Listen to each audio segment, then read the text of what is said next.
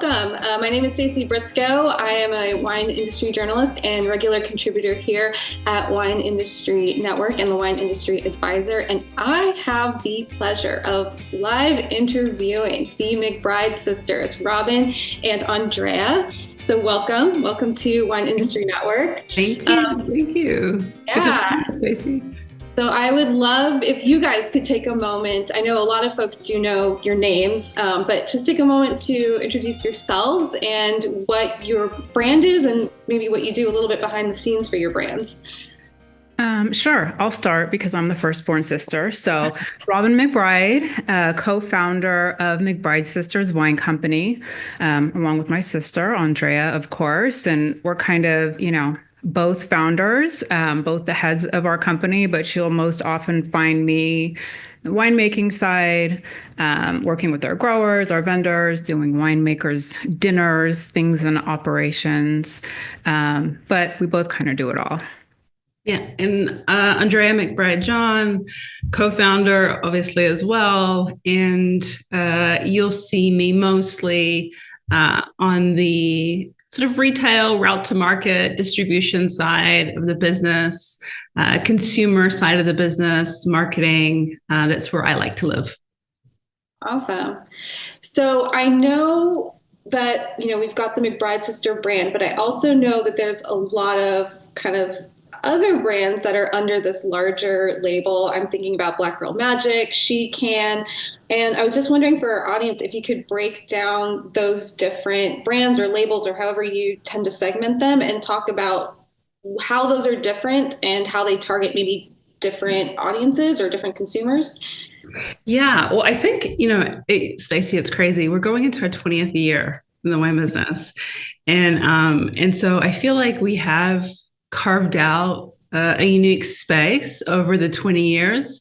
And I think maybe it's worth sharing because then it will dovetail into explaining sort of all of our brands and how they've come to life with McBride Sisters Wine Company. So in 2005, we started importing and self-distributing boutique New Zealand wines. Mm-hmm. This is where we kind of learned the business and the craft of winemaking. Then 4 years later, we launched in 2009 Ecolove Wines. It was the first U.S. wine brand born digitally native and produced in the world's first carbon zero winery. By 2011-ish, I think, we gained national distribution at retail with Ecolove. And Ecolove was purely focused on New Zealand wines. And Robin was like, okay, this is great, but I would like to make wines in the Central Coast of California where I'm from. So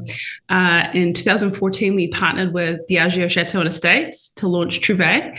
And we started sourcing grapes from their vineyards and obviously from Robin's backyard in the Central Coast.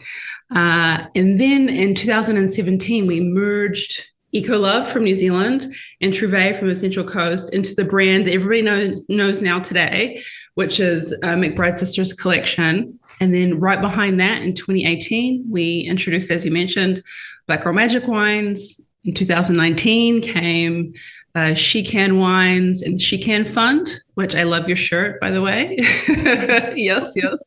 And since the launch of the fund, we've awarded over $3 million in grants and scholarships to women in the industry. In 2019, your alma mater, we were, named Wine Enthusiast 40 Under 40. Right behind that, in 21, nominated for U.S. Winery of the Year. The big accomplishment that we love is, Wine Spectator in 22 named us number 27 of the top 100 winemakers in the world. That same year, our total portfolio at McBride Sisters Wine Company became Scope 3 Carbon Zero. And then 2023, we launched the JV with our other brand, an entrepreneur, Jess Drewy, and her Whiny Baby brand. And then in 2024, we launched the first of its kind marketing partnership with Colgate Optic White, which we can get into. But I think, from day one, McBride Sisters Wine Company as a whole and our brands, be it be McBride Sisters Collection, Black Girl Magic, She Can Wines, Whiny Baby Wines. From day one, our mission has been to really transform the industry and to lead by example and to culminate community.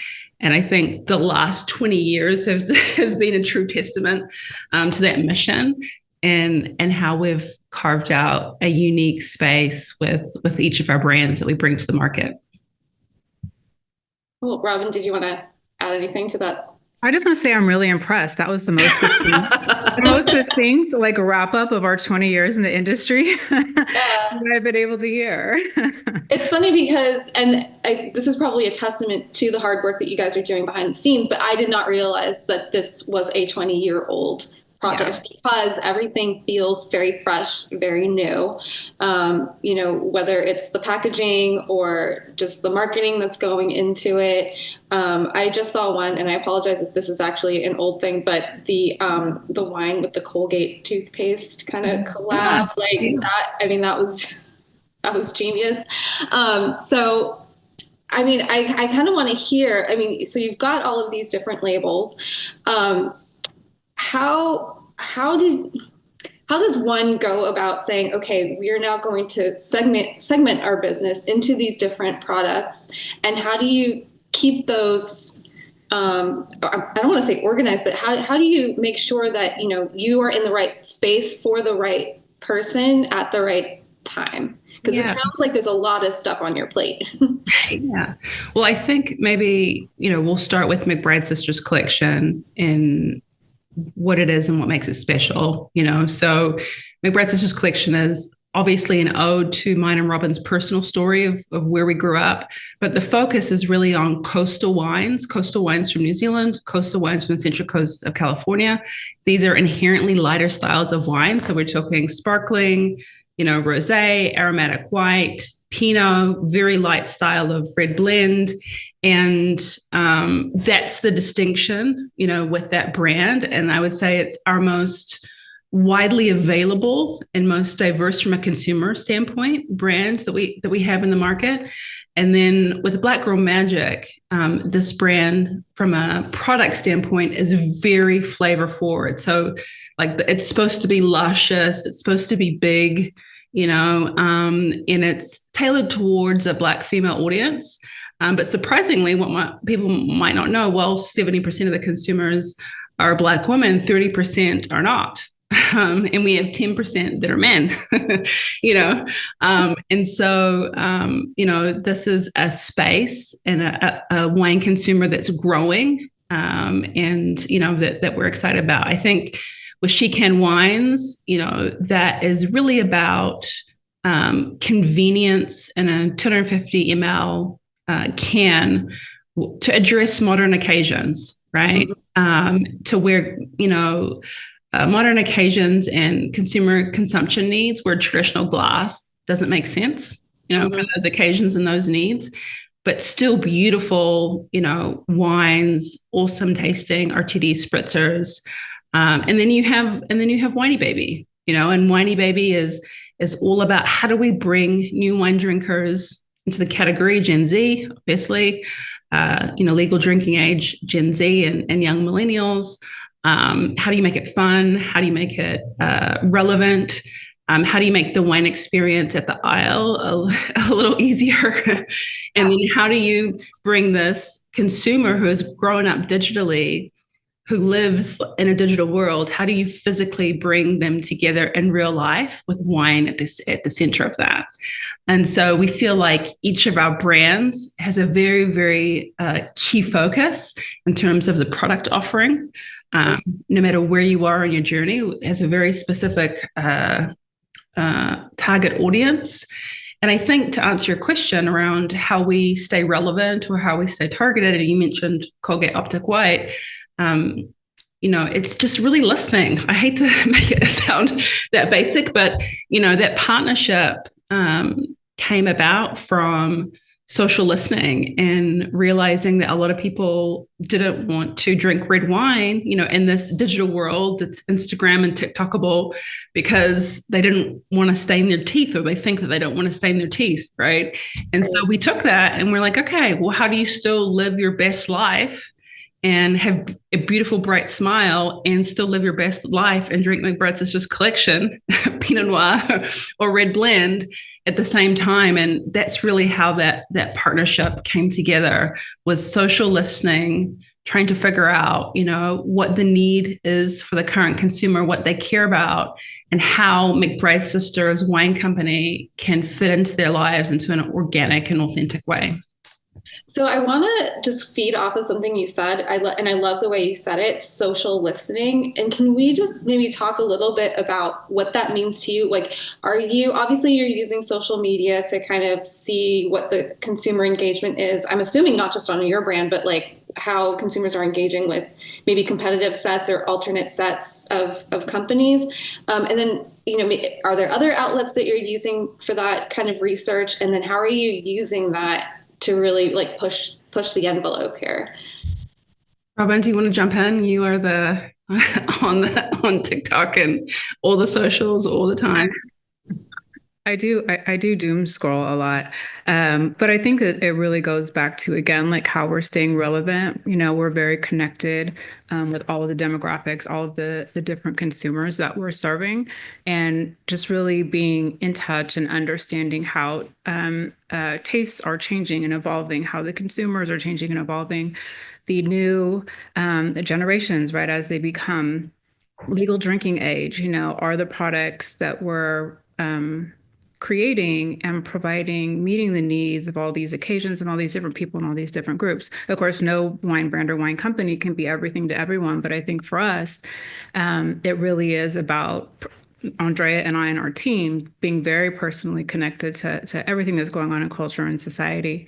And then, of course, engaging, right? We are ourselves, we are on social media, we are content creators ourselves on all platforms. Instagram, a little bit less TikTok, but I think we're getting there.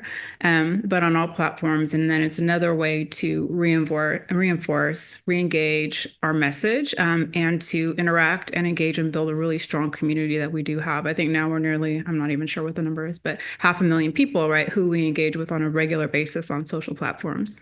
Mm-hmm. And I think it takes a little bit too, just to build off of that, just being curious. I mean, if you get into the comments of things, if you follow trends, you can see how people are feeling, what they're feeling, and then combine that in real life with showing up for events, talking to people, really being connected in that way. You can start to be able to draw conclusions and figure out, what the path forward should be as it relates to your brands, and how you connect in these different occasions, different environments, and with these different consumers, which, in the United States now, we are so vast and diverse in bringing, our different foods, our different customs, our different traditions, and what does that mean from a wine perspective? How do we fit into that? And being connected on both fronts, digitally and also in real life, and getting behind, getting out of the screen and into the market, and, is really the only way to do it. And I think, and we're sharing our experiences as individuals, right? We're sharing, of course, our wine and our products. We're sharing our journey, right? As entrepreneurs, as sisters, as business partners, our travels, our culinary experiences. And, they're authentic and organic, right? And people are very, very easily able to engage with us on a level, and they're sharing their content back with us. So I think a lot of times we see with a lot of brands, but in wine specifically, really curated, sort of inauthentic, content that's being created and fed out across social media. And that's the exact opposite approach that we take. Maybe sometimes, we don't look so cute, or we look a little messy, or, the event that we're doing, isn't quite perfect. But again, it comes to sharing our experiences and engagement, and we love to do it. We love to share. We can't be everywhere all at once. So we love to capture moments from, the good, the bad, and the ugly. So I think that's really a great perspective on how to engage on people part of the business. We always think about all the P's, and I oftentimes people forget about the people part, right? That's the most important part. If we don't have people that are purchasing our products, then kind of what's the point? But I also want to ask you as well, you guys have very good placement for your products. Like I walk into a Target and I see a whole shelf of your stuff, and that's just my experience, but I'm sure other people can name other local shops or big chain stores where they walk in and they see your stuff. How was it? Because what I most admire about you as businesswomen is that you built this kind of empire from the ground up. It's very organic, and to your point, very, very authentic. So how did two young girls get their product nationally distributed? I mean, if you have insider tips, of course, but maybe some of the challenges and how you overcame them to kind of share with our audience. Well, first I'll start with entrepreneurship is really hard. Entrepreneurship in the wine industry is incredibly hard. But from day one, going back to our mission about transforming the industry and leading by example and cultivating community. So cultivating community, just to put a point on that, for us, our real goal was how do we make wine accessible to everybody? And what did that mean from a trade perspective? That meant that, in order to be accessible to everybody, it meant that we needed to be, wherever you shop, be available. Target, right? be Albertsons companies and their brands, right? That was always the goal. And that was really non-traditional, right? Because historically, you go back 20 years and the playbook in the wine industry was you start out, you build on premise, you grow on premise, you go state by state, and then eventually you work your way up to, if you want to go that route, to national retail. And we saw things differently. And granted, you said a really important thing. We were young. So we were young and willing to take big risks. We didn't know what we didn't know either. So, and so our focus was how do we start with a national regional chain, and really take, at the time, when we started in 2005, Facebook was kind of brand new. I was growing up with it in college. It was just sort of like a college thing. So we really had this understanding of being able to understand the business of wine, which we did in the early days, right, of our importing and distribution business. So we understood the route to market. And then at the same time, we were starting to harness social and digital, in tandem of like growing awareness and community and bringing people into our journey on Facebook and, as a brand.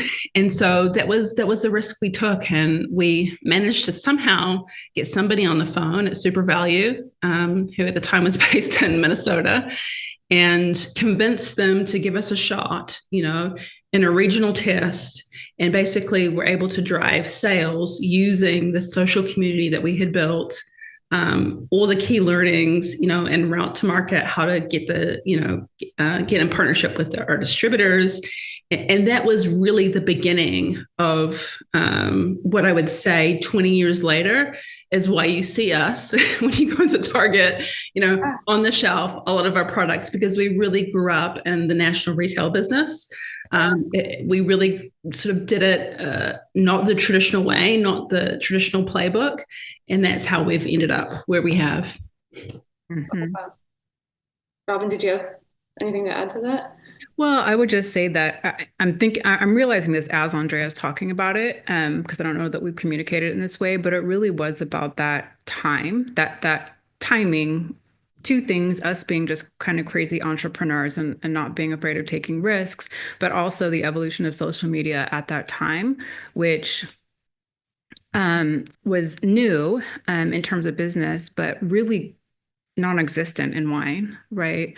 And so, going back to our goals and the ethos of our company being accessible, widely accessible, the last thing we ever wanted to do as we're growing this like really large and engaged social community was have people see us, learn about our story, hear about our wines, and not be able to go and pick up these wines. And as we were, selling in and building partnerships with some of these national accounts, that was really impactful. That was really meaningful to them as well, as a new form of engagement, a new form of media. And, I guess it really is just, I don't want to say luck because we don't have any luck. We've worked very hard. But the timing, of that medium burgeoning at the same time that we were becoming a national brand, I think definitely played into, as Andrea said, why you can go just about anywhere and find an end cap or wines on the shelf. Yeah. Awesome. So what I'm really hearing here is that you guys almost kind of flipped the model on its head. Like you said, a lot of folks think, oh, I'm going to start small and get big. You're like, no, we're going to start big first. And I think that just goes to show you the value in thinking differently, going away from the norm and doing what it is that you are really passionate about and figuring out a way to get that done. And I love your comment about being young, because I also think maybe a lot of folks who have been in the industry for a long time sometimes get kind of stuck in oh, this is how it has to be. But just like anything else, if you come at it from a fresh perspective, as if you were new, and think about, okay, if I didn't know anything, how would I approach this? And go in and just go for it and not being afraid. I mean, I can only imagine when social media was new, how scary it must have been to put yourself out there and be like, we're building a wine brand, because if you fail on, public grounds, right? For sure.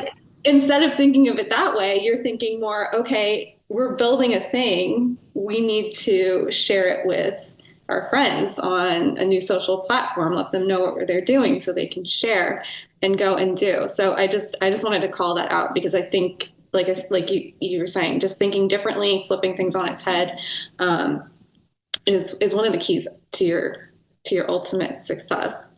I think also too, just to build on your thoughts, Stacy, what we've always done is looked at, okay, what assets do we have that are really special and different?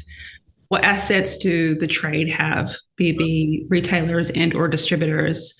What assets do other brands have? And how can we combine them? How can they become complementary so that we create this killer competitive advantage together, that when we go to market for consumers, it's something that really serves them, and I think, we've always had this approach to partnership and realizing what our strengths were, realizing what our weaknesses were, and then how we could find complementary partners to really be able to leverage and go to market together with. Mm-hmm. Yeah, I think, I was mentioning people earlier. A lot of times, at least I know, I always forget that the business to business is also a people relationship too, right? There are people behind those big box stores or those small chain stores who are making those purchasing decisions. And so that purchase has to make sense for them too. So the fact that you're kind of keeping yourself aware throughout the whole 3 tiers of our system, and understanding what that relationship looks like, I think is really important as well. I know one of the things that you guys also wanted to mention, like you said, you started big, and now it seems like you are starting to narrow some focus into on-premise. Did you want to talk a bit about that? Yeah. So I think, again, it goes back to what Robin said around timing and the state of the industry and where we are. And, I think right now, systematically, there are some big challenges, across the board with the industry, especially as it relates to, really big players on the supply side, really big players as it relates to retailers.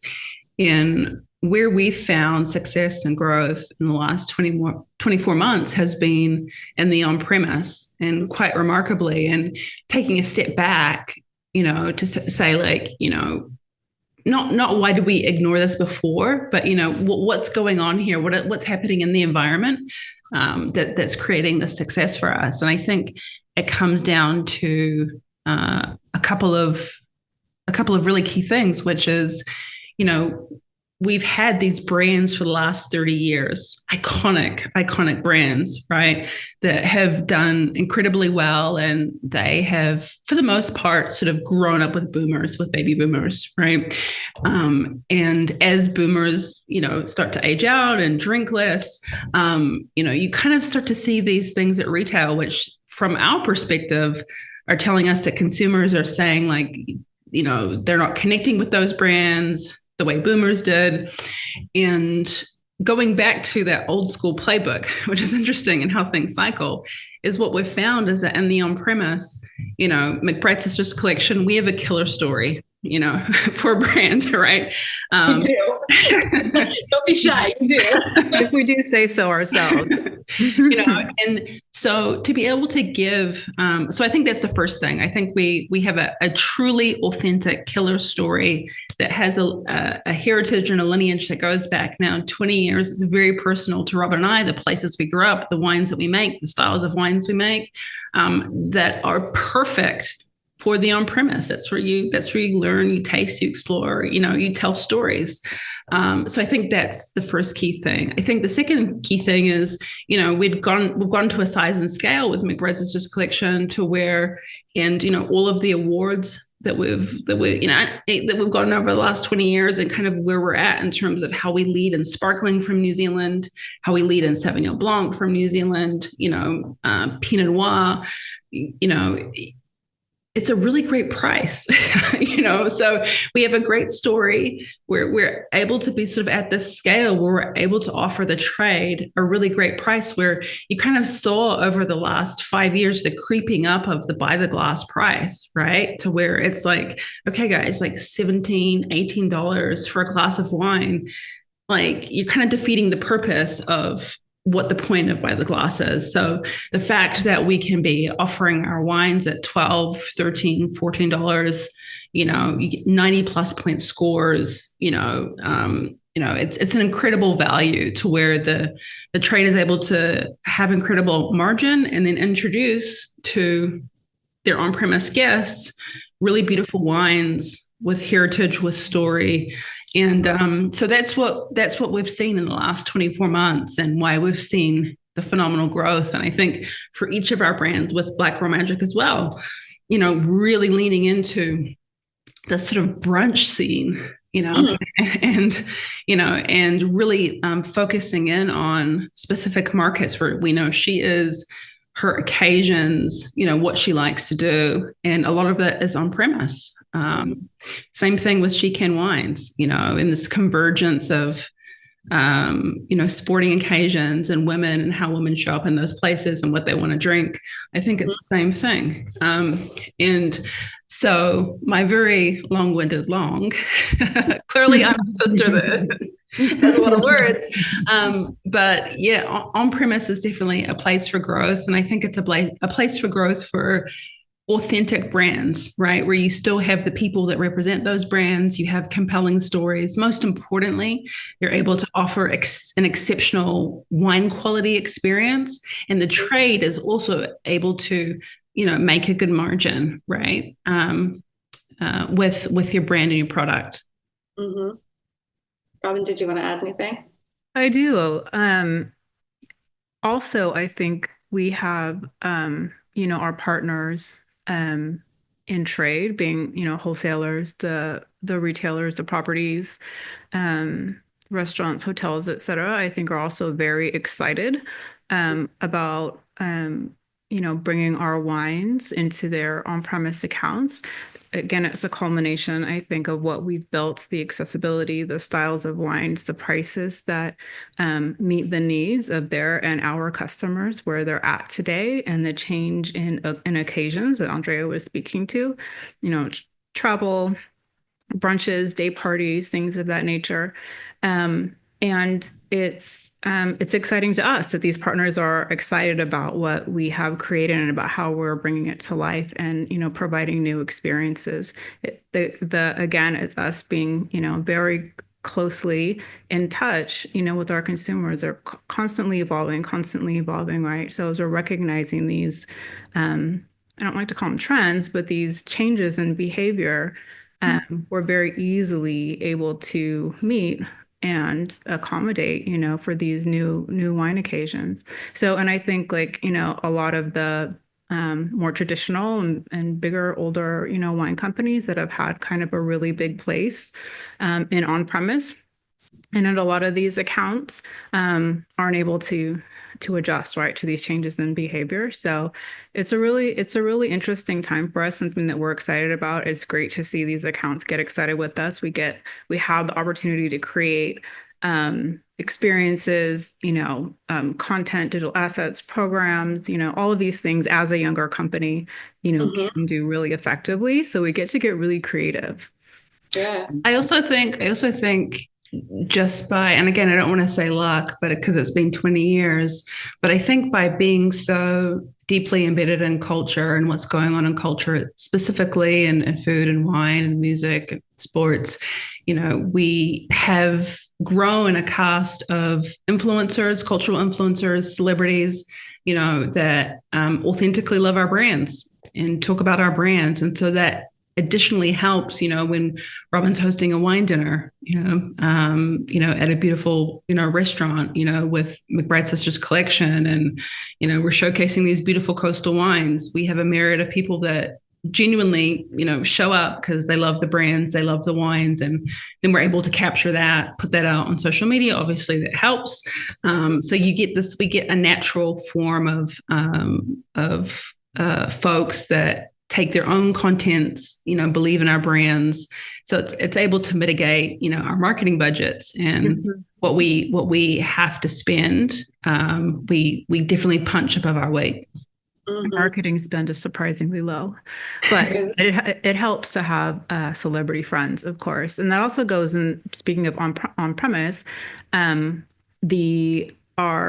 culinary relationships, right? Like over the last 20 years, you have some amazing, people who we call friends now, right? But also restaurateurs and celebrity chefs or chefs that have really big followings that kind of marries, the culinary piece of wine and the wine experience. And that gives us a whole new access and a whole bevy of ways that we can create content together and showcase the wine and food and wine pairings. And again, get really creative, right? And show these even like cultural dishes, right? In a different way, how to pair them, things that aren't the traditional, old school sort of food and wine pairings with the chefs themselves or with the restaurateurs themselves.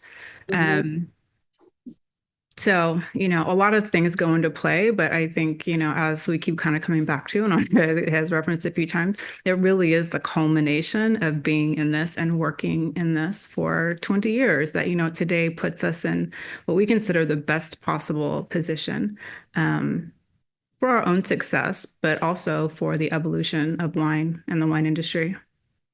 Absolutely. I think, honestly, probably the highlight of your products is the accessibility, which continues to be a theme, no matter if we're talking about on or off premise, full still, and anything like that.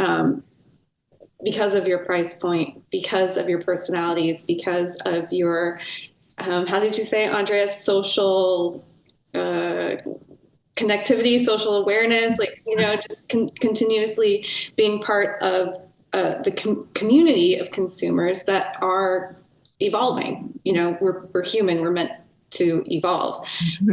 So you've got, a product, a brand for every occasion. You're now in places where people can appreciate you for every occasion. And I think, honestly, By the Glass is where it's going to be for the future, because I'm I'm one of those people myself that I'm like, I just want to taste it. I want to try, and if I've never had McBride Sisters, but I've heard the name all the time, and you're By the Glass at an affordable price point, cool. Why not? Why not try it? And then next time I'm at the store, if I want to buy it, I can, or, if I'm a loyal customer and I go to a restaurant and I say, oh, something safe, something I recognize, awesome, I'll just order that because I know it's good. Either way, you're speaking to either potential or continuing consumers. So I love the message of accessibility. I love the message of community and of friendliness. And you guys just have a great personalities. Is there anything else? We talked a lot, but I want to throw it out to you. Is there anything else new, interesting, different that people should be on the lookout for, or that you wanted to throw out before we wrap up our conversation? I think, for the industry as a whole, obviously we have a beautiful, amazing industry, and we're going through tough times right now. So I'd really urge people to look at partnerships. And, one example of that, obviously has been our joint venture with Whiny Baby and with Jess Drewy. And really what we feel like we do really well at McBride Sisters Wine Company is we know what the required DNA has to be for new brands in this current time. And we were able to see as an entrepreneur, she had what it took.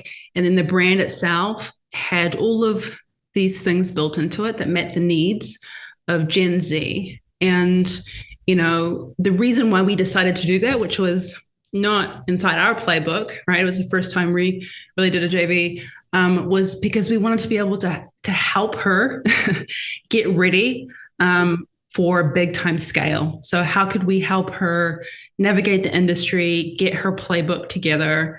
Because we really believe that she's going to go on and do big and great things. So I would just urge, as we're kind of in this transition where we have these older legacy brands, we have these new up and coming entrepreneurs, for the trade and for wine companies to look at ways to partner.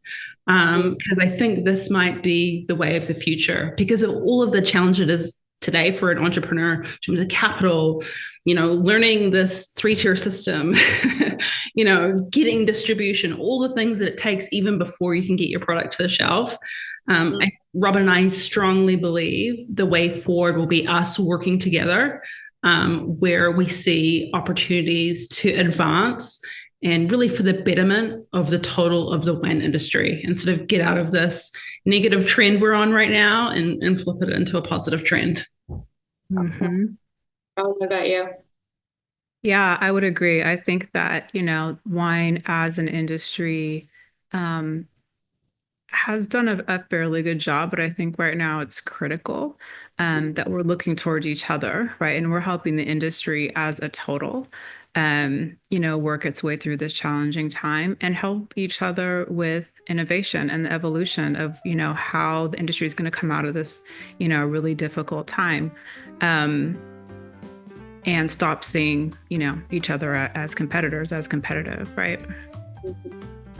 Awesome. Well, thank you to both of you for taking the time to talk to me, talk to our audience. Appreciate you guys. Appreciate the work that you're doing in the industry for the industry. And we will have kind of show notes at the bottom for people to click on all the links if they're interested in more information about McBride Sisters, of course. So thank you guys. Thank you, Stacy. Thank you so much.